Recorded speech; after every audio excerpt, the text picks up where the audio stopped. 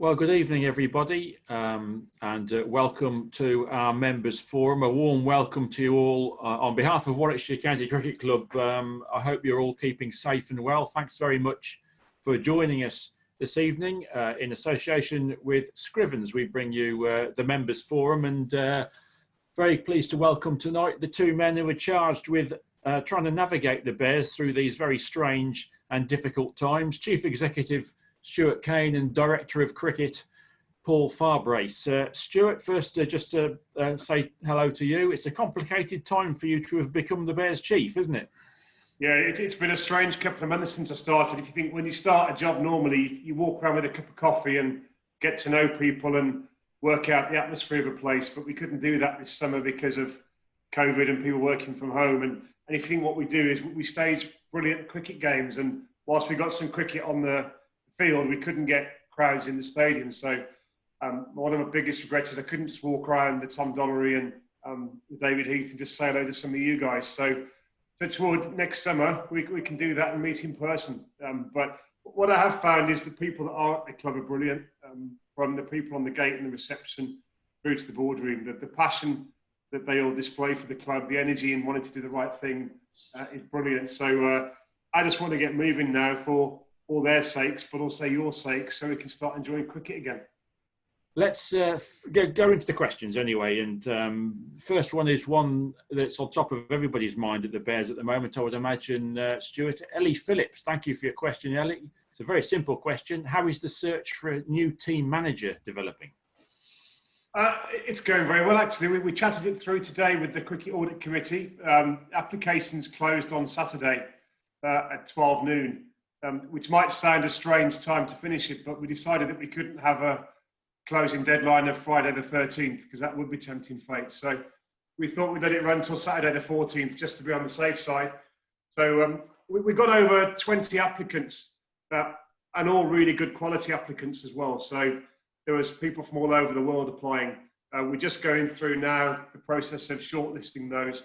So hopefully over the next couple of weeks, we'll start the interviews, and then by December, we'll have a short list with a view to appointing early in the new year. But Paul might have a view, but I've been really impressed with the quality and depth of the people that have applied, which I think is just a testament to Warwickshire's standing in cricket and the appeal that we've got globally, not just within the UK. Just to follow on from that, actually, a question from Ron Middleton. I'm sure you're considering coaches of all types and ages, but Ron asks, when will a new coach be appointed, first of all, and could an overseas candidate be the preferred route? Yeah, I mean, hopefully they'll be appointed either just before Christmas or just after Christmas in the new year, because we have got to get them appointed quickly so that they can have an input in the winter training programme, but also the recruitment for next season. And where they come from, we just want the best person for the job. So whether they're on our doorstep or whether they're 12 or 13 hours away in Australia or New Zealand, that'll depend on what comes through the interview process. But we're very clear about what we want, and what we need is someone that can help us build a long-term sustainable success for Warwickshire, compete every year in the sort of red ball and white ball cricket, and get us back to winning ways again. That won't be something that's done overnight, but that's the ambition. And a question from Richard DeRose on the same matter. He says, is it the intention to go for an experienced first team coach or someone maybe just starting out on their coaching career? Paul, do you want to answer one of these, or shall I chip in? Look, Stuart's absolutely right. It doesn't matter where this person comes from. We need the best person, and in terms of, I think it would be fair to say that in terms of high quality applicants, we've got a very good range of good experience and some coaches that are at the, I wouldn't say at the start of their journeys, but are into their journey, and would be very, very good options for us. But the most important thing is that we go through a really good process, and we have got a good process in place. That there isn't anybody lined up. There never has been. It really is an open process, and we're going to come out with the best person to help us take the club forward. And that is that is the most important thing about this decision. Thanks, Paul. Another question from Ellie. Thanks, Ellie, for your questions. The other question is a bit of an off-the-field matter. And how hopeful are you of Edgebaston being able to host full-capacity events in 2021? Or do you envisage much reduced capacity for test matches and T20 games? Well, if I've got a crystal ball for that one, I mean, where we're at the moment is you've seen the sports package that the government have announced today to try and help the winter sports.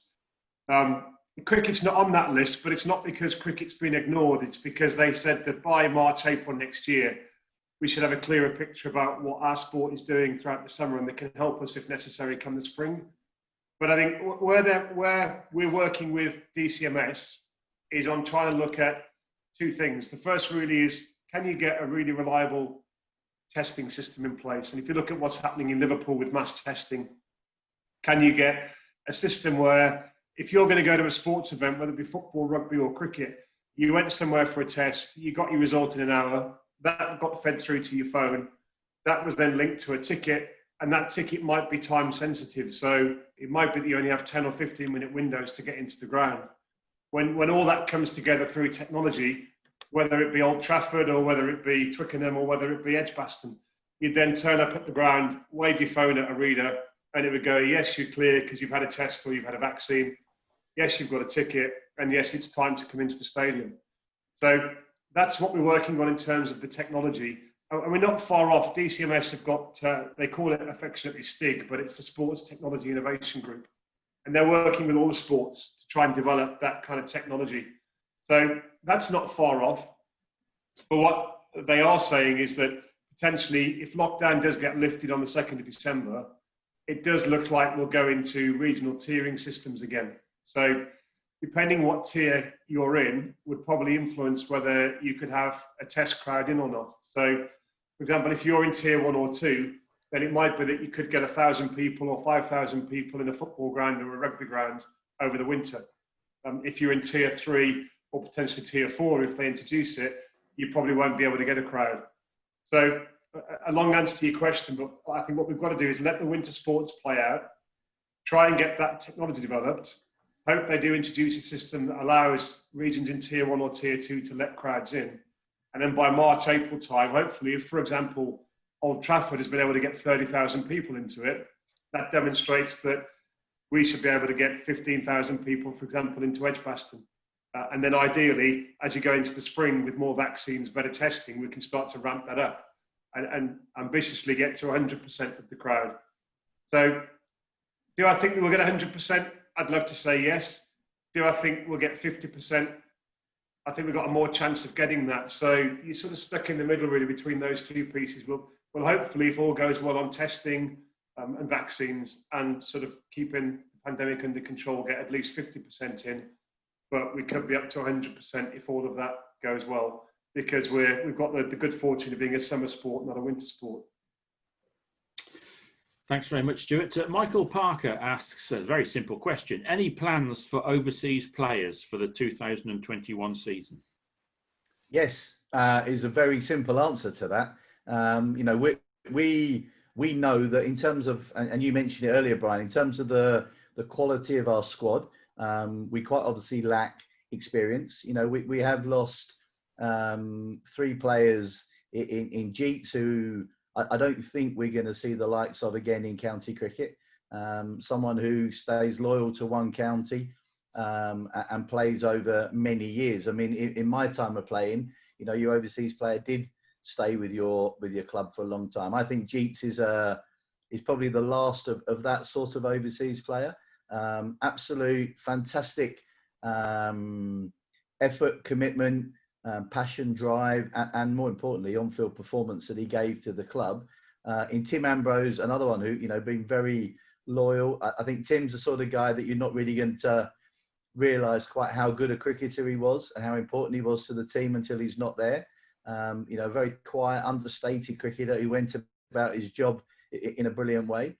And then obviously Belly, who we expected to continue on into next season. But to lose all 3 of them, we quite clearly need to add some experience. And I think that's where we need to be shrewd with whoever we sign. We need someone with a bit of experience. We need someone who, first and foremost, can do their job on the field, but also can be a great influence around our talented youngsters that we've got coming through. And I've said many times before, you know, players learn from players. They don't necessarily learn from coaches. Coaches facilitate that learning, but players learn from players. And that's what we need. We've got some exciting youngsters, and we've got some players who've played some first-class cricket, who we know they need to kick on a bit now. They need to perform. And it's important that we have the right people around them on the field. So, yes, we will be signing overseas players. And we just need to make sure that we get the right players, as I say, to help us really develop and get our team to where we want them to be. Thanks, Paul. Still on the subject of recruitment, actually, Matt Grubb, thank you, Matt, for your question. Just expands that on recruitment, actually. He says, following the recent retirements of Ian Bell and Tim Ambrose, as well as Jonathan Trott recently, and the loss of Dominic Sibley to the Test side, the batting lineup has lost a lot of valuable experience.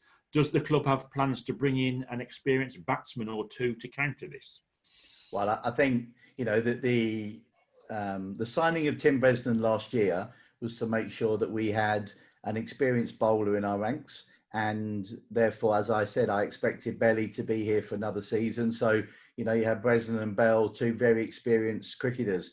And that would suggest that we definitely do need our overseas player in Championship cricket to be a batsman. And we need that to be, as I say, a high quality, experienced player, someone who can really help us. So, yeah, I mean, that question is absolutely right. And we definitely do need to sign a batsman to fit into that criteria. Thanks, Paul. Question from Sue Holden. Thank you, Sue. And one from either of you could answer this. How are the players and Edgbaston staff coping with the challenges of the COVID-19 pandemic? Hope everyone is well. So I'll pick it up, Paul. I mean, yes, please. Yeah. Generally, I mean, I think they're doing really well. Paul can chat about the playing group because they've had a couple of weeks off, but they're back for the start of winter training over the next few weeks. And there will be some restrictions. They're only training bubbles of 6, and also their use in the gym is limited, etc. But I think what the venue did really, really well when all this started was get to grips very quickly with the social distancing protocols and how to operate. And if you think we did operate the finals day, 4 teams, which was quite a challenge trying to get that sorted, but we managed it. We did a pilot in the summer and that worked really well. So I think it's been really good, but I think like most of us, it's time to take its toll mentally as well as physically for some of them. So we have put in place some protocols around strong mental health. And even in this second lockdown, we have said to some people, if they do prefer to work at the stadium or come into the stadium, then we'll make desks available. Because we have had some staff who are struggling. If you're living in a house share with 4 other lads and you're trying to share the kitchen table to do Zoom calls and stuff, then it does get a bit tough at times. So I think that there's 2 sides to it, the physical side and the mental side, and we've tried to manage it as best as we can for the players, the coaches and the staff generally. I don't know, Paul, if you want to add anything else? Yeah, I completely agree. And I think, you know, the great thing has been that we were very fortunate that we were one of the first counties to really make sure our protocols were good, because we had England players who were needing to come back into training right back in the early part of the summer. So Claire Daniels, who's all of you will know as our stadium manager, Gerhard Mostert as our physio, the 2 of them have been exceptional in terms of the work that they've done. And Claire's continued that on, and she produced a document yesterday that will go out to the players just to remind them of their responsibilities and how they need to operate when they come back in. As Stuart said, you know, they're going to be in small groups, but all of our players were expecting to come back mid-November to start their fitness training. They've all been working from sort of the 3rd week of October on their own fitness work, and our S&C in Jack and physio Moz are looking after them on a daily basis, keeping in touch with them just to make sure that they're okay. But I think as a club, we've done an awful lot of work around well-being and making sure that nobody feels isolated and on their own. And, you know, and we've had, you know, even the food bank that took place, that was really good because it got people together from different parts of the club. And I think that's been really important. And we've continued things on like that throughout. So I think we're in a really good place, but the danger of this sort of thing is that you actually sit back and relax and think everyone's okay. And as Stuart said, I think we're continuing to monitor people and make sure they're okay. And players, coaches, support staff, everyone's in that boat. Thanks, Paul.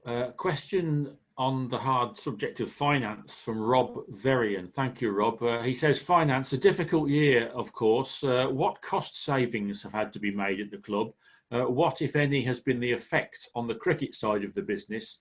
And what has been the effect on the debt position regarding the money owed to Birmingham City Council? There's about 4 questions in one there. Not sure. So I'll have a crack and see how far I get before I have to get you to remind me. But I think there's a number of bits to that. The first is I think you've got to take your hat off to the ECB. They've been excellent throughout the summer. I think they've supported the first-class counties brilliantly, and the protocols they put in place to get the international cricket away meant that the broadcast deal with Sky and therefore the media money still flowed into the game. So I think that's been a real big boost because we had revenue still coming in, even if we hadn't got the crucial venue from the live events. The crucial revenue from the live events. On top of that, you do look and go, well, if Edgebaston's closed, you pretty much haven't got the operating costs. So we could pretty much turn off the tap in terms of spending money overnight as the lockdown came in. And then we only turned that tap on very, very lightly when the players came in and played the games, because obviously you didn't need many people in the stadium. And then you got things like furlough, etc., that helped. And then we've been able to extend furlough beyond Christmas and into March. So we have had to make a very small number of redundancies, but I won't lie, the extension of furlough into March has stopped us having to look at that again and make even deeper cuts, which is brilliant because it means that we've been able to keep a lot of the great staff that we've got at Edgbaston. So I think that combination of support from the ECB, being able to turn the tap off operationally when you close the venue, and then taking advantage of schemes like furlough means that we are in as good a position as possible. And you can't forget the contribution that members such as yourselves made in terms of donations and helping keep some cash in the bank to help keep the club ticking over. And that applies to those who rolled over their ticket sales as well for the internationals and the finals day. And regarding the debt to the City Council? I know I'd forget one of them. It's a long question. Yeah, I mean, the beauty is we've got a really understanding sort of debtor in terms of the council. I came from Wasps where we owed £38 million to private investors through a financial bond that was regulated on the stock market. That's a pretty unforgiving bunch. So I think when Wasps went to the market and said, do you mind if we don't pay the interest this year? The answer was pretty short and sharp, and they got 2 letters, or 3 letters, yes. You've got to pay the interest. So the beauty of being able to work with the City Council is they understand the strategic benefit of Edgbaston as a venue. They understand the benefit of having a first-class county in the city. So if you look at what happened last year, 2019, I think, between the World Cup and the Ashes, about 69, 70 million pounds worth of benefit came into Birmingham. So they understand the role that we play. Therefore, if we go to them and say, can you help us in terms of either interest payments or how we repay the debt, then they're a pretty understanding partner. So I think we're fortunate for that. So perhaps a long answer to your question in the sense that we've still got the debt, but it's not as onerous a position as it would be if we owed it to a bank or to investors. And Rob also asks a cricket-related question, which is, what are the 3 main goals for the cricket side of the business, and how will success against them be measured? Well, I think that's quite straightforward, really. I mean, our goal is obviously to get to. I think we have 3 real key things, and I think I've been pretty consistent with this. It is about winning trophies and challenging for trophies. It's about developing players to play for England at all levels, and it's also about playing entertaining cricket, because ultimately that's what the game is there for. It is to entertain people. So there are 3 very clear goals. Now, in terms of how we measure that, our measurements are quite simple. I think that we should be qualifying for the knockout stages of both white ball tournaments, and our goal for this coming summer with the setup of the 3 conference that we need to be, come Super September, as it's being labelled, we need to be in that top 6 to give ourselves a chance of challenging to win. Now, I think that our goal generally is that we want to be, by 2024, we want to be a team that is up there winning trophies and challenging to win the county championship. And I've said, to the members many times before, yes, I want the club in finals day. I want us to be challenging for the RL50, but the ultimate test is winning the county championship. And that's what we want to get to. But to do that, it's going to be steps over the next 3 to 4 years. So we want to be in that top 6 come September 2021. And then we want to make sure that we're top 3. And then the following 2 years, we're in the top 2 in the county championship, with one of those being winning the county championship. And that's quite clearly how we see the steps to get to where we need to get to. This year in the Bob Willis Trophy games, we finished after 5 games with out winning a game. And our points would have had us 11th nationally in terms of across the board. And that's something that we need to move up that table. So you're not going to go from suddenly being 11th to winning it. But I do think that gradually over step position, and with some of our younger players maturing, I think we'll find ourselves in a very good position the next 3 or 4 years. And we have very clear goals to get to that stage. Thanks, Paul. David Carroll actually hones that question even more down to one priority. He says, if you had to think of just one important thing that the new first team coach has to achieve, then what would it be? My guess, says David, is that would it be to qualify for the latter stages of the white ball competitions? Yeah, and I think probably, we put on, and this would be my one observation, we put on a lot of great events at Edgbaston. And my first year, 5 World Cup matches, a fantastic test match, a brilliant finals day that sells out. And, it's brilliant having finals day at Edgbaston, but wouldn't it actually be nice to be there with our team rather than watching 4 other teams enjoying their day out? I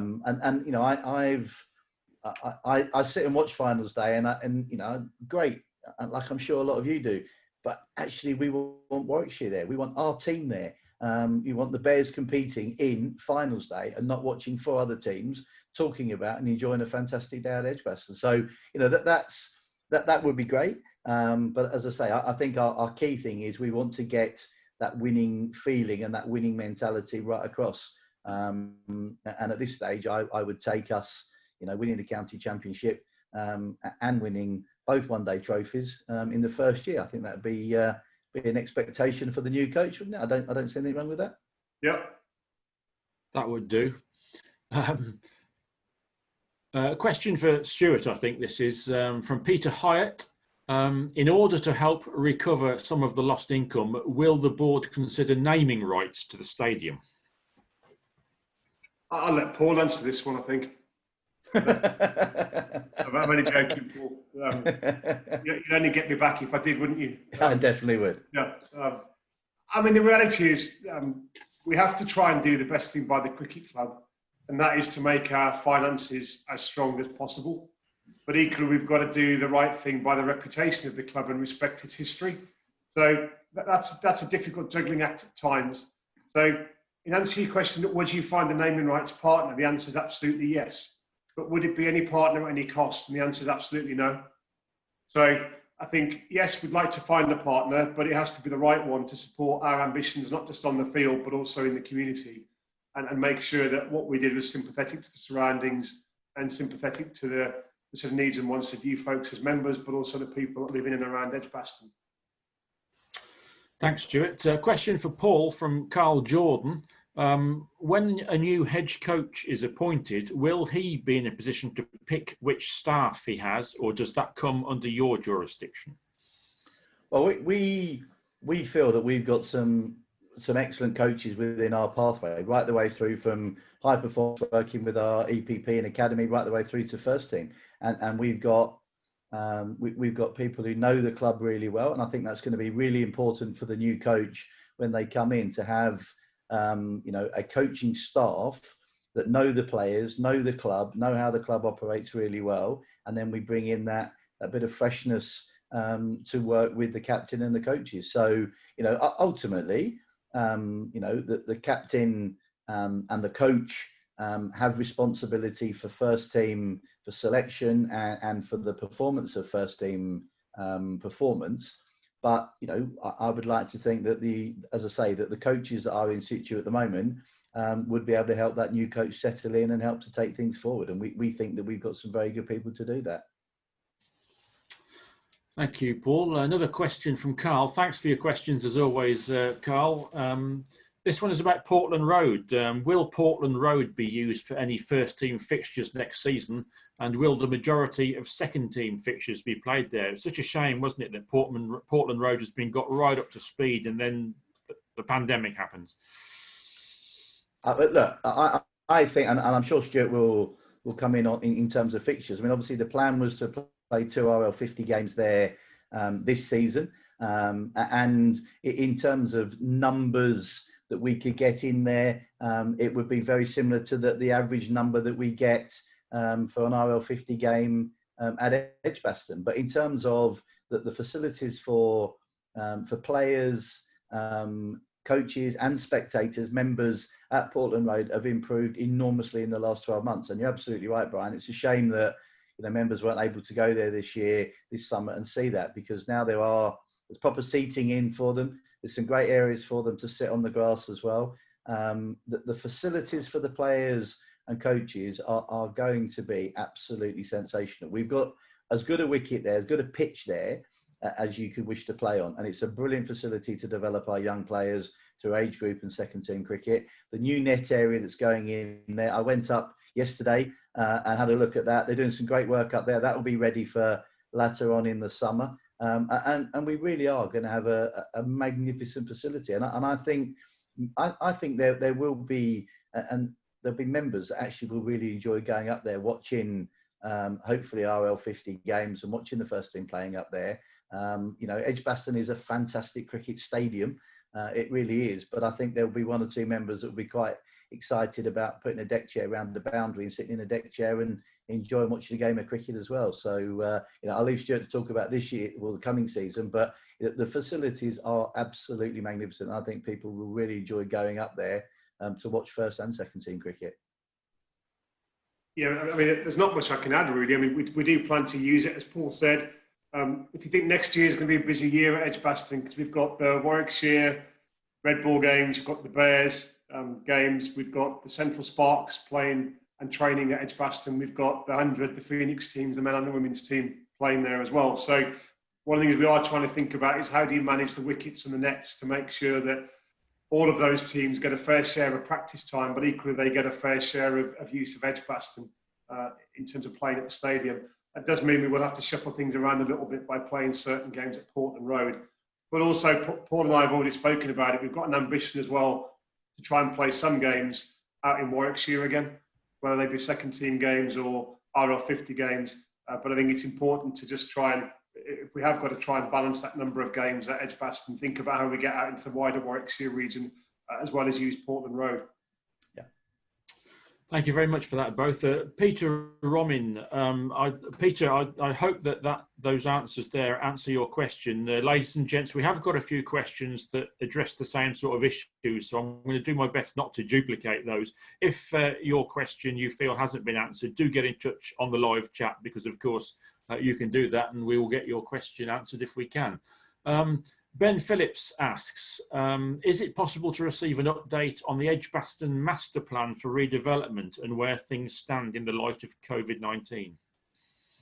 Yeah, it's still going ahead. It has been delayed slightly. So the ambition is that we try and get all of the contracts and the financing for phase 2 sorted out by Christmas.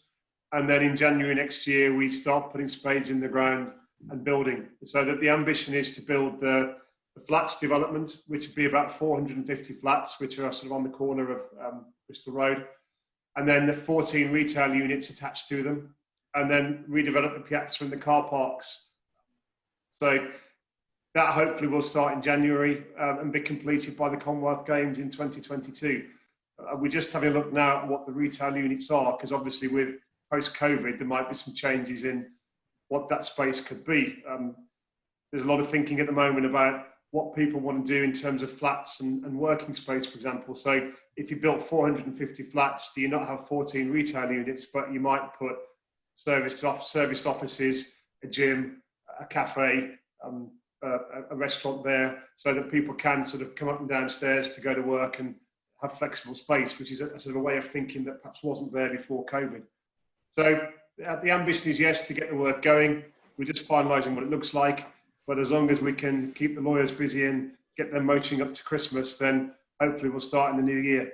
Then after we've done phase 2, we'll look at sort of phase 3, which is probably sort of 2023 onwards, post-Ashes, which is more about how do you redevelop the sort of Drake Manor stand, the family stand, and look at sort of a hotel. So I think one thing that we've really seen this summer with Hampshire in the Ageas Bowl and the Lancashire at Old Trafford is the benefit of having a hotel on site, not just for the extra revenue that generates, but also for how it helps protect the game if we ever should be in a similar situation to the one that we're in at the moment, in terms of having to create sort of biospheres and bubbles.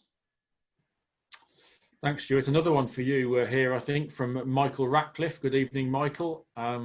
And he asked, is Edgbaston likely to be at the forefront of the return of spectators to cricket as it was in the earlier stages of the pandemic? He told me I'd get no questions tonight. They don't want to talk to Farby about the cricket. I guess I answered it slightly earlier. I mean, the beauty of the summer was that we were one of the only 2 grounds that did have test pilots. Now, we had one that went really, really well. I mean, the sports minister came up and praised us for how well we managed it. But unfortunately, the second pilot was pulled when we went into lockdown. So hopefully we'll be at the forefront of summer sports. But I think, as I mentioned earlier, we're pretty much relying on the winter sports being able to help get the protocols and practices in place, really from sort of December, January through till April. And then hopefully come April time, we can pick up and kick on. Thank you, Stuart. Yes, here is one for Paul then. This is from Alan Plum. Good evening, Alan. And he says, Paul, you've challenged our young players to create their own legends and history. We hope that our talented young players will be nurtured and given time to achieve this. However, are there more experienced members of the squad who we need to step up to the plate and for whom the challenge is now or never? Oh, interesting question, that, Brian. Who asked that question? That was Alan Plum. I'd quite like Alan to maybe answer that himself. He's obviously got some strong thoughts. I mean, look, that's one of the great things, isn't it, about this game? It's a fantastic game for statistics, and we all love to look at averages. We love to look at strike rates and see how players are developing and going. And sometimes stats don't always tell you everything about a player. But the other great thing is that we all have quite strong and good opinions. We all sit there, whether you're a member sitting in your seat that you've sat in for many years, watching the team play and develop, or me sitting watching, or one of the coaches, or one of the players. We all have strong views, and we love to watch the game. We all have a view about players, how they're developing. The one thing that I would say is that over the last 3-4 years, there's been an awful lot of senior players have gone from our squad, and what it has done is exposed some players perhaps to have to step up a fraction earlier than they would have liked to have done, and it does mean that sometimes players' performances haven't been as consistent as they would like them to be, and we would like them to be. And I think I've been pretty straight and honest with that our performances over the last few years, we haven't been as consistent as we need to be. And as I said, this year in the Bob Willis Trophy, we finished 11th, and I in terms of points, and that suggests that we have got areas of our game that we need to improve. We haven't qualified for the white ball competition, and we really do need to improve on that. And yes, there are players in our setup that it is time for them to stop being talked about as a player with potential and actually turn that potential into performance. And that's one of the things that goes with being a professional sportsman, with being a professional cricketer, and at a club like Warwickshire that has high expectations.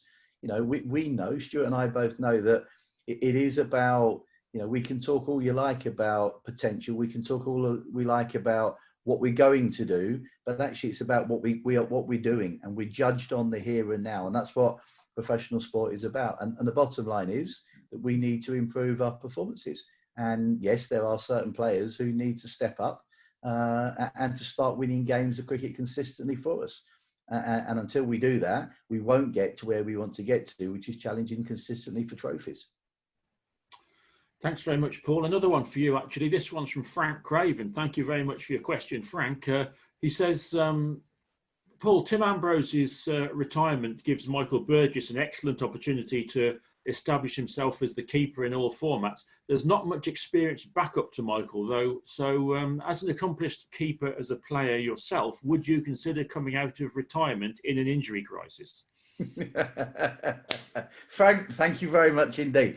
I don't think I've ever been described as accomplished as a player before. In fact, I was probably a little bit more of a speed hump as a keeper. I used to slow them down rather than actually catch them. But the one thing I would say that Vicky Kelly did a good job in one T20 last year for us.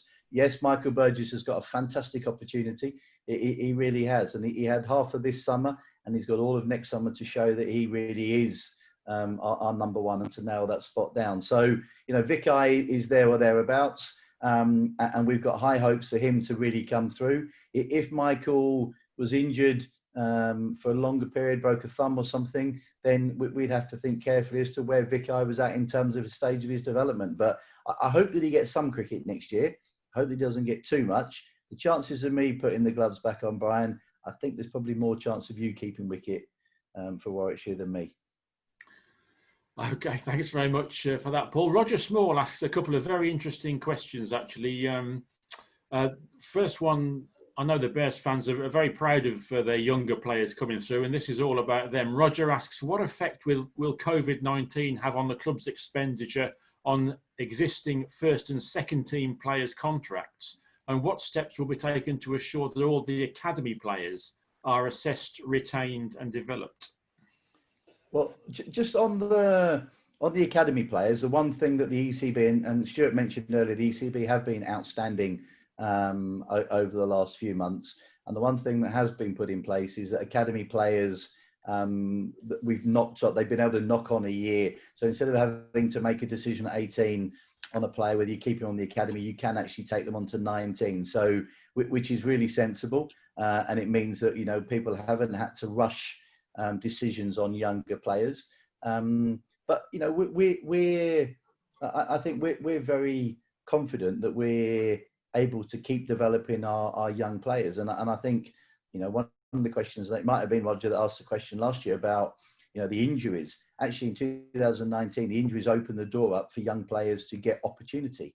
And whilst you don't want a lot of injuries, it did create opportunity for our young players, and some of them have actually taken those opportunities. So I think there were very sensible measures in place, and I would expect our young players to keep developing and coming through. So, I don't know whether Stuart wants to say anything from the financial point of view, but from the actual cricket point of view, I think we're in a good position to keep developing our players as best we possibly can. Yeah, I echo what Farbrace said. From the financial side of things, what we try to do when we're planning the budget for next year is remember that first and foremost, we're a cricket club. And first and foremost, we're a domestic cricket club that has to try and build a team that can compete across red and white ball cricket. So we have tried to protect the playing budget as much as possible and take the money that we've got from people like Jeets, Belly and Ambrose and give that to Paul to recruit fresh players and keep the squad competitive. We have had to trim some costs, obviously, because of the situation that we're in, but we try to do that as much as possible by being prudent behind the scenes to leave Paul with a budget that means he can create a team that can compete. Thank you very much for that. Roger's other question, how confident are we that our plans for improving the diversity within our playing staff will lead to increased representation? So I picked that up first, Paul. And Yep. Some people may have seen it in the press. I've said it a couple of times now with a few projects we've launched recently, but I really firmly believe that when you hold a mirror up to the people that play for Warwickshire, that work at Edgebaston, they should represent every single one of the communities that is in the city of Birmingham. Now, there's 148 different nationalities in the city, so it might be tricky to capture every single one of them, but the ambition is to really reflect a modern, diverse workforce and a modern, diverse playing squad. So if you look at what we've done with trying to recruit the first team coach, then we invoke the Rooney Rule, which some of you may know comes from the NFL in America, where it does mean that if they're a suitably qualified candidate, they will get an interview. They won't get the job unless they're the best possible candidate, but they will get an interview. And the purpose of that is to try and remove any mental barriers in people's minds from applying for the role in the first place. We have got the program now that we launched, the Afro-Caribbean Engagement Program, ACES, which we've done in conjunction with Surrey, which is aimed at trying to get the Afro-Caribbean community re-engaged with cricket and try and find the next generation of players coming through from that community in the city. 10% of Birmingham's population comes from Afro-Caribbean communities, but there's not enough people playing the game in those communities anymore. So we need to try and help there. If you look at the county age group, I think about 56-60% of that now is of South Asian origin, which is brilliant. And we've got 2 coaches now, Tarinder Pereira and Omar Ali, one sort of British-born Pakistani, one's of Sri Lankan origin. They're now helping coach the academy and working with those youngsters to make sure that they do have every chance of developing into first-class professional players. And we saw with Manraj Rahal this year that we've signed him from the academy onto a rookie contract. Paul mentioned earlier Vikai, who got a game in the T20, and we had Taz, a 14-year-old spinner that came on for a second team game. So I think we are starting to get that diversity, but it does take a bit of time. It's not something that you can suddenly wake up one day and go, right, we suddenly need to have a more representative squad. It does take 3, 4, 5 years to build that academy, build that county age group network, build the coaching network to support it, and then start to see the fruits of that coming through, as we are now with the 3 players that I've just talked about. And what's been great, they are all playing local cricket as well. So I think Manraj comes out of West Bromwich, Dartmouth, and Vikai comes out of Ford Houses. So that they are properly integrated into the local community and into recreational cricket, and have come up through that route, through the academy, and now they're getting their chance in the first team. And I think that's the way that it should be. So we're taking small steps in a very long journey, but hopefully we're starting to see that now. And I hope in 5, 6 years' time, we'll be talking about a similar success story with the Afro-Caribbean community coming through the academy group to sit alongside the South Asian lads, but also the sort of white British lads in there, so that really the academy should be a melting pot of everything this city represents, and that should filter through and become professional players that represent Warwickshire and Birmingham with pride.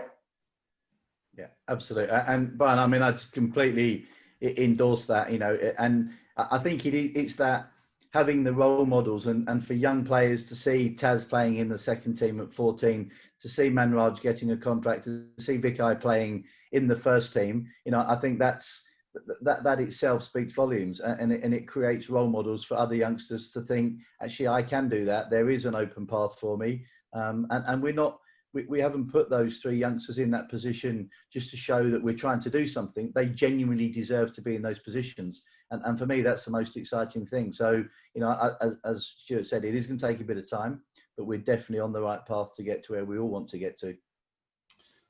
Yes, of course. Vikai maybe passed a little bit under the radar last year, didn't he? Because he came in at very short notice at Northampton in the T20 and did exceptionally well, didn't he? A couple of stumpings, I think, as I recall. He did brilliantly. I mean, at 2 o'clock that afternoon, he was sitting on his sofa at home, thinking about what he might be having for his tea. And the next thing, he's on the coach to Northampton and did a brilliant job. He really did. And T20, it is only 20 overs, but it's a real high intensity game. And for a wicketkeeper to come into that environment and to be as calm as he was speaks volumes for him as a young man. And he really did do a brilliant job. And up to the stumps, I mean, he just looked like he played, the best compliment would be, it looked like he played 15, 20 games. And you'd never have known that it was his first game. So he did really well for us. But as I say, he thoroughly deserved his opportunity, and we'll get a lot more opportunities to do exactly that. Thanks, Paul. Ian has got in touch on the live chat to ask, is there any plan to change our name back to Warwickshire Bears in T20 cricket instead of Birmingham, now that franchise cricket is here? Personally, I would love to have Warwickshire back. Definitely for you, that one, Stuart. Thanks, mate. My sound just gone off. Can you hear me okay? If we can hear you fine. That's a shame. It was worth a try. No, I mean, I've been in, 2.5 months. So I think the focus has been on trying to address things like COVID and trying to get the the club going and on a sort of a solid foundation. I know for some people that's quite a sensitive subject, the whole thing about the Bears and Warwickshire. And with the introduction of the Phoenix next year as well, we have got to think about how do you have the Bears, the Phoenix, Warwickshire, how does it all fit together? So I'll be honest with you, I haven't got a straight answer for that at the moment, but I do know it's something that we need to look at sort of further down my to-do list once we've got over some of the short-term pressures that we're facing and some of the problems we've got to get over through the winter. Charles Ross, thank you very much, Charles, as always, for your questions, and good evening to you. Charles says, thanks to you both for appearing on this evening. It is appreciated. It's the same question for each of you, please. What would be your preferred structure for the county championship in the future? Ooh. Do you want to go first, Stuart, or shall I? Yeah, you go first. Okay. Look, I and as I said earlier on the call, and I said to a few members forums last year, I am a massive fan of the county championship. I think the county championship is the test. It's the one that we all want to win. It's the trophy that we all think is really important. And if you ask a player to look back, yes, being at Edgebaston on finals day when it's a full house, great day out, absolutely fantastic, brilliant if you win it. The county championship is the real test of your skill. It's a real test of your quality of players. It's the depth to your staff. And it really is the one everybody wants to win. I've always enjoyed the idea of that being the best possible cricket that it can be. And so I was reluctant. I'm quite a traditionalist. I was reluctant when it went from one division to two. But actually, I saw the benefits of that. And certainly working in the England setup for 5 years, I saw the benefits of Division 1 cricket and players coming from Division 1 cricket, playing a high standard into the England setup and develop and being able to settle in quite well. I have to say, though, I did quite enjoy the conference style regional cricket this summer. And I do quite like the idea next year of playing these 3 sixes and finishing up with the top 6 playing against one another, middle 6, bottom 6. I do quite like that. From the point of view, and we saw it this year with Derby in particular, it gives every county the chance of winning the county championship. And I think that's something that we shouldn't take for granted, that every team has the opportunity to win the county championship. And I do quite like that. My only concern is that we don't dilute county cricket in any way, and we keep county cricket as the absolute pinnacle. So whether it's 3 groups of 6, whether it's a 10 and an 8, and I quite like the idea that we did get to 10 and 8. When it was 8 and 2 going down, that was too much. And teams, I think, then started to think carefully about the surfaces they played on. We want the top division to be county cricket to be played on the best pitches, and we want the best team to come out on top. And I think we would all agree that, you know, the Bob Willis Trophy final, Essex and Somerset, are the best 2 teams. There might be 1 or 2 that suggests that both of them over the last couple of years have enjoyed a little bit more home advantage than perhaps they should have done. But I don't mind a little bit of that. But I think my long-winded answer, Brian, is that I would quite like to give this conference-style cricket a bit of a go and not just chop and change for the sake of it. Because generally, we've changed the county championship when England have done badly overseas. So when we've lost in India, we can't play spin, so we've got to change the way we play. When we lose in Australia, you know, we don't play pace, so we've got to change the wickets that we play on. Actually, there's an awful lot of good in the county game. There's an awful lot of very, very good players have come through to play for England in the last couple of years from a high quality county championship. So, you know, let's not just keep changing things for the sake of it. And if we choose something, let's stick with it and give it a good go. Stuart? I'm just laughing because I've just seen the question that's come through on the chat. Yes. Which, I'll let Paul answer that one in a minute. I'll perhaps give you a slightly different take on it because I'm the bean counter that sits behind the scenes and the administrator. So I guess I looked at it slightly differently and go, yes, we need to protect the integrity of red ball and keep it at the pinnacle, but how can we try and keep the competition as relevant for fans, for members, yourselves, the audience, for sponsors, the broadcasters? And I think that this conference style does make it quite exciting. And we saw this year with the amount of people that are watching it on the live streams, that it captured the interest of cricket fans across the country. I think over 2 million people watched it. collectively across ECB streams. So I think it was interesting for fans and sort of supporters. I think the media got behind it more. I think therefore, if you've got the media and you've got fans, you've got a better chance of getting sponsors into the red ball game, which then makes it more viable and allows it to protect its place in the calendar, which is crucially important as well, because you don't want to see it sort of marginalised to the front and the back of the season. So I'm sorry, that's a bit more of a sort of a boring accountant's answer, but that's how I think it seems to me in terms of having this new system. I think it's better than the old one for those reasons. The only thing I'm not a fan of, I guess, is having the winner-takes-all final at Lords.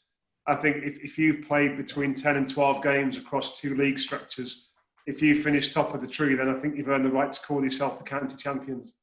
So one thing I have talked to the ECB about is you have an out-and-out winner of the championship through the league structure, and then you might have the 2 top teams that do play the Bob Willis Trophy game at Lords, which is almost a bit like a Charity Shield kind of concept. It's a serious game, but it's a one-off game that's got a slightly different purpose to it. I think that way then you get the county championship winner, and you still get the chance of keeping the Bob Willis Trophy legacy alive, because I do think that keeping Bob's name alive and having that one-off game is something that the game should embrace.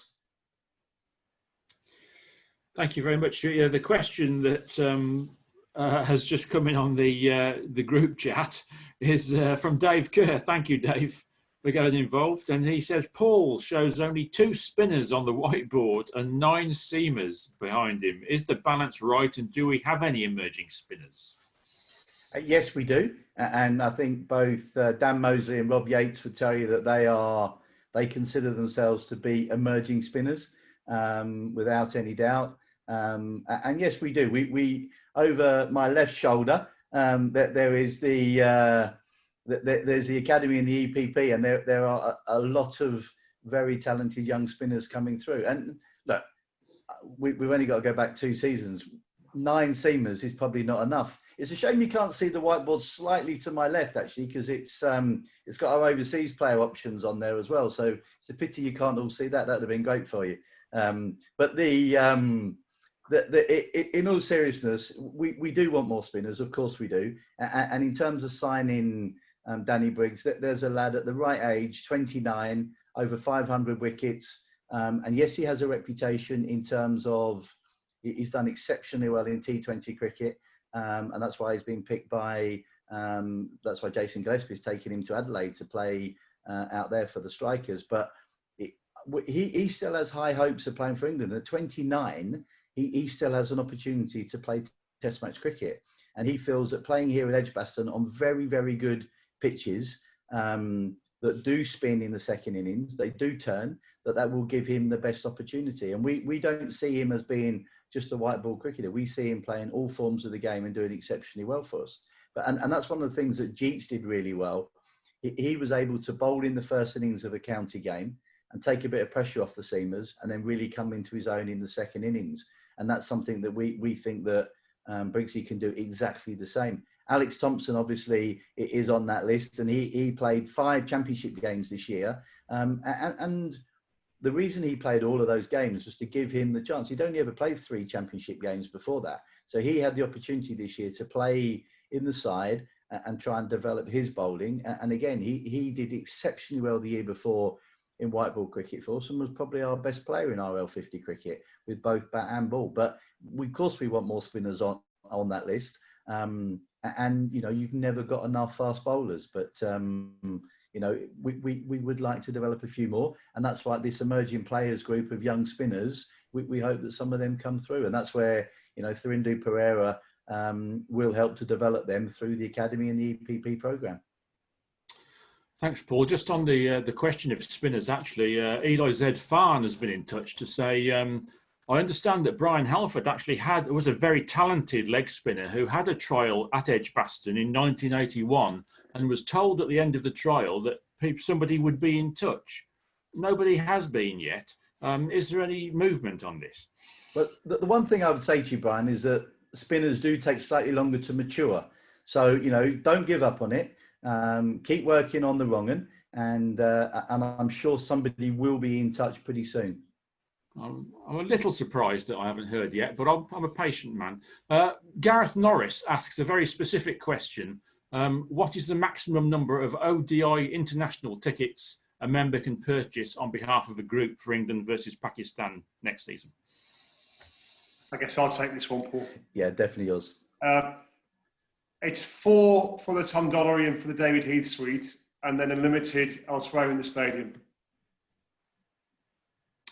Thank you very much. And another very specific question from Adam Lenton. Thank you for your question, Adam. He says, when are you looking to communicate final confirmation of rewards for donating 2020 membership?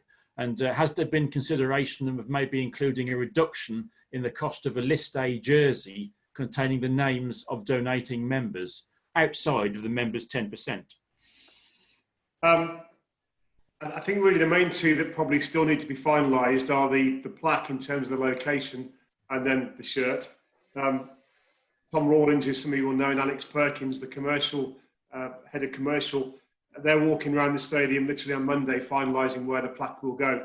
So once that's done, we'll be able to communicate to you about where that will be and then start looking at how we get that physically produced.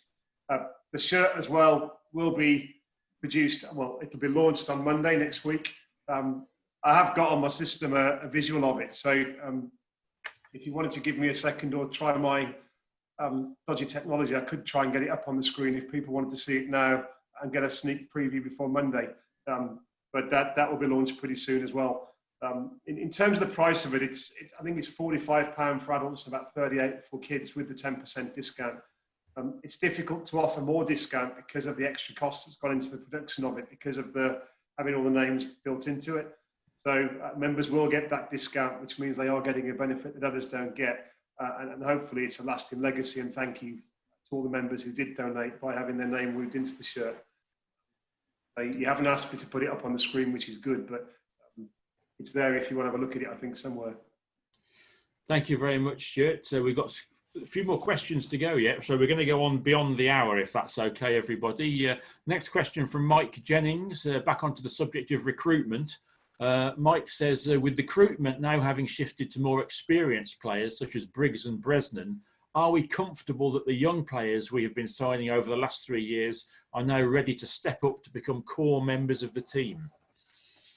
Yeah, and look, that's the point that I made, in the interview on the club website. We now have a group of players who it's up to them now to take responsibility and to step up. And as I say, you can spend an awful lot of time talking about potential, but there comes a time where potential has to turn into performance. And we're very confident. We have got, I think, some very talented cricketers who have been working their game out. And there's a lot of time when players, you hear people talking about knowing their game, and you hear people on television talking about players knowing their game. What they mean is knowing their practice and their preparation to know how to perform on a consistent basis. And that's one of the things that some of our younger players, some of our players that have not played a great deal of cricket, to do it day in, day out is quite tough. And that's because they don't quite know how to prepare properly every single day. They don't know how to practice properly every single day. And that's one thing that I think our players now are getting to that stage where they do know how to prepare, they do know how to practice, and they do know what they need to do on an individual basis to get the best out of themselves in a county game. So I'm, and I'm not just saying this, I am very confident that we have got the nucleus of a very good group of players to take us forward. And we just need one or two good additions in terms of overseas players to help us to get to that stage. And that's why I was hoping that, as I said earlier, the Bresnan and Bell axis within our team, two very experienced cricketers, one batsman, one bowler, to really help our younger players and some of our players who played enough games to step up. And Hannon Dalby is a great example of that. Hannon Dalby was someone that, 3 or 4 years ago was playing white ball cricket, doing very well, and was a sort of a fill-in in terms of championship bowling. And in the last 2 years has taken his opportunity brilliantly. And that's what we want other players to do. We want players that when they're given an opportunity to do exactly what OHD has done and take that opportunity and turn potential into performance. And he's done that consistently well. And I think there are others in the side who can do exactly the same. Thanks, Paul. Question for Stuart from David Whittingham. Good evening to you, David. The question, How well prepared is the club for the possibility of 2021 being another with no crowds? If you'll indulge me for a second, Brian, before I answer that, I am going to try and put this shirt up because I have found it. So let me see if I can do that. Can you see that? Yes. Yeah. So that will be the RL50 shirt. So as you can see, the sort of names are in the sort of main panel, the slightly lighter blue colour. And then we've got the relief on the sleeve for the sort of thank you to the NHS for the work they've done throughout the summer and into the winter as well. Because I'm sure it's not going to get better over coming months. But hopefully, I think that's quite a nice shirt and the kind of thing that you could wear socially as much as on a cricket pitch. So that's what that will look like, and that will be launched on Monday. I've actually gone and forgot the question now, Brian. Come on, throw it at me again. Oh, sorry, yes. David Whittingham was pondering a bleak scenario, and he says, how well prepared is the club for the possibility of 2021 being another season with no crowds? Well, we've just gone through our audit process for this year's accounts, but part of that was just stress testing our business. See, had we got the resources to survive if we couldn't get crowds in? So we've modelled at 100% crowds, we've modelled at 50%, and we've modelled at no crowds. Now, one of the things that helps us is that next year was one of our quieter years in terms of the international games. So the Pakistan games got on sale on the finals day, and then we're just waiting to sort of get confirmation on Sri Lanka. But it's not as if we'd got a big India test match, for example, in for next year that was a big cash generator for us. So I think we'd already planned to have a quieter year anyway, which means that we hadn't budgeted for some big income. So we planned our expenditure accordingly. So I think that the fact that we're in a low year has helped us, but equally we have done that stress testing and we have got the cash reserves to keep us going, which is a combination of the money that's already in the bank, the support that you, the members, have given us over this year, and also the ECB. So we would have to cut our cloth accordingly if we didn't get any crowds in at all. It would be a really tough year for us. But we've built a plan that allows us to do that if we are in the worst case scenario. But I am hoping, perhaps optimistically, that between 50 and 100% of crowds will be allowed back in by the time we get to next summer. Thanks, Stuart. A couple of comments have just come in on the group chat. Elizabeth, many thanks to Brian, Stuart and Paul for a most interesting session. Really appreciate you taking your time to do this for the members. So thanks to you both for that. And thank you, Elizabeth, for getting in touch. Ian says Brian's back wouldn't hold up to the pressures of modern cricket. Ian, I think I'm good enough now that I wouldn't need to bowl that many overs, to be frank, so I could handle it. Another question on the chat. Why did we not get a test match against India next summer? I guess that's not one we can answer. Yeah, I mean, the major matches are awarded in 4-year cycles. So if you think the cycle that we've got really from 2020 to 2024 is one of the best cycles that we've had at Edgbaston. But you do reach a point where it does mean that every test venue has to miss out a year. And next year is our year, either fortunately or unfortunately, depending on how you look at it based on what I've just said. So we do return to a test the year after, and then we've got the Ashes in 2022. And we've also got the 2023 and the Commonwealth Games in 2022. So I think it's not that we were deliberately sort of shut out or missed off. It was just a case of trying to get a limited amount of games across those 6 major test match venues.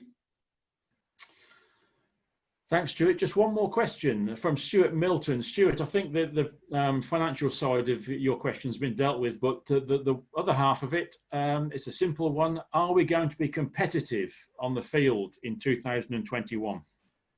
Yes. You would expect me to say nothing else at this time of the year, would you really? If I said no, it's going to be a real struggle, and we're not going to win any games. You know, we all have this great optimism about the game, don't we? We all look forward to the game. You know, even this time of the year, every single one of us is thinking about what next season looks like. Asking Stuart, are we going to get crowds in? Are we going to be able to watch the game next year? As I said, I genuinely think we have a group of players, a group of very talented cricketers who we just need to nudge in the right direction. We need a few of our players that have played now for a few seasons just to start turning performances in for us on a regular basis.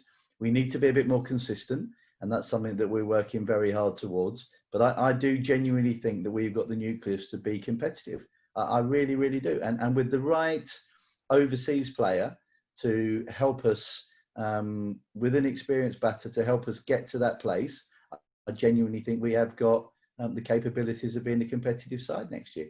I have no doubt about that. And part of me, I'm always very optimistic. I'm always optimistic about, you know, what next season, what the next game looks like, what the next session looks like. And you have to be.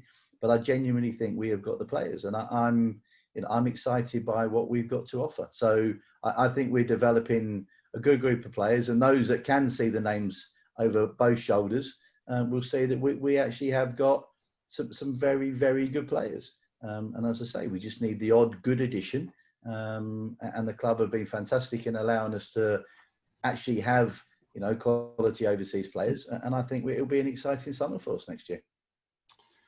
Thanks very much, Paul. Thanks to all that are putting some nice comments on the group chat. We're really glad that you've enjoyed it. Just one maybe final comment from you both. Stuart, one thing that's occurred to me during this conversation actually is when you become Chief Exec of Warwickshire, there's quite a lot that's going on now that wasn't in the brochure, isn't it? It's a strange old time, isn't it? Yeah, I mean, we've talked about some of it. I think every one of us could probably sit over a drink and explain how it's been strange times for us all for one reason or another.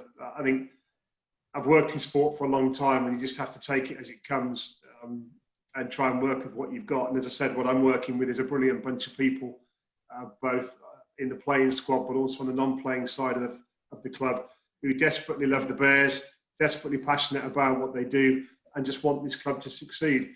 When you've got that, the rest of it's relatively easy.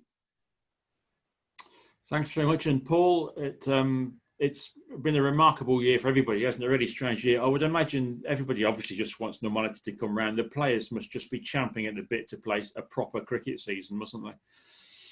Yeah, and you know, we're all, as I said earlier, we all love the game. I mean, that's one of the things that brings us all together tonight, you know, is our passion for the game of cricket. And all we want is to see the players playing with supporters, with spectators enjoying the game, because it is an entertainment, and that's what draws us all towards it. That's why we keep coming back in optimism and hope for the following season. And it's one of those great games where we've all got great opinions. We've got great opinions about where Joe Root should bat in England team. Should Joe Root be the captain in the team? Should Josh Buttler open the batting? You know, where does Rob Yates bat next year in T20 cricket, having finished brilliantly the way that he did? You know, that's the exciting thing about this game.